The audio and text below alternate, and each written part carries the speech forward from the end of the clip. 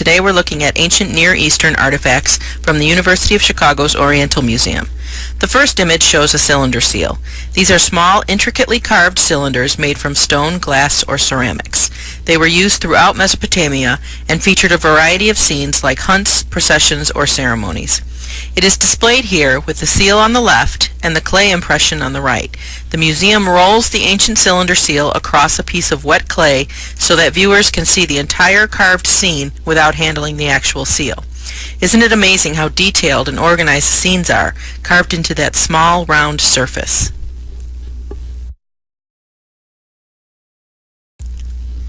The next image shows a small collection of Sumerian statues. The Sumerian civilization was located near the mouths of the Tigris and Euphrates rivers in what is now southern Iraq. They predate the Babylonians and created a system of pictographic writing called cuneiform. They are easily recognized by their stylized clothing, their hands in prayer position, and large eyes that would have been inset with precious stone. The eyes were considered the window to the soul, so careful attention was paid to their creation, and by enlarging them, they were emphasized. These figures were utilized as perpetual worshippers to the gods and placed in sanctuaries as votive offerings. This image shows the hallmark of the collection, the lamassu, at the end of the hall, and two glazed brick striding lions on either side.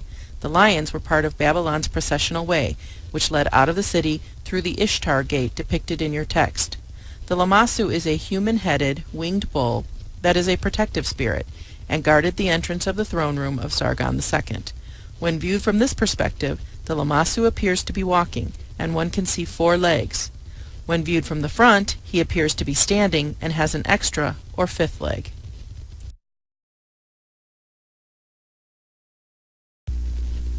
At the time of my visit, in August of 2008, the museum had an exhibit of photographs chronicling the damage to the Baghdad Museum at the beginning of the War on Terrorism.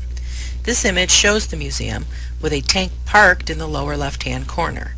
During the shock and awe phase of combat, citizens and employees abandoned the museum fearing for their safety.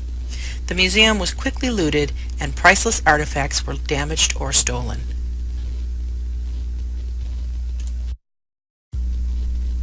This image shows the wanted poster asking for the return of 30 particularly valuable pieces stolen from the Baghdad Museum. Note that only 3 have been recovered, including the white marble female head from your text. Unfortunately, these items will probably surface on the black market years from now, if ever.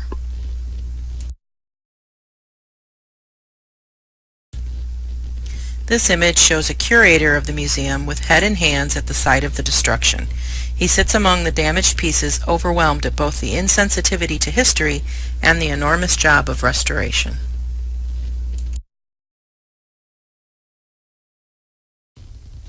This is Dr. Donnie George, the director of the Baghdad Museum, surveying the damage. It's almost surreal seeing such a mess in the museum when they are usually immaculate. Note the large lamassu on the wall behind Dr. George, similar to the one in the Oriental Museum's collection. Here you can see the 4 legs in profile, and the 2 legs at the front, for a total of 5 legs.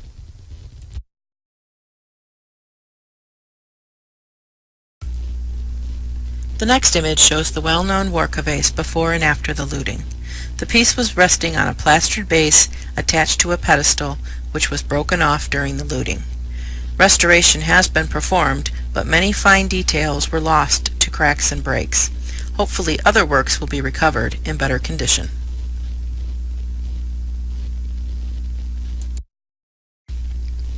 Our last image shows a storage room in the museum. Even those were looted, not just the galleries.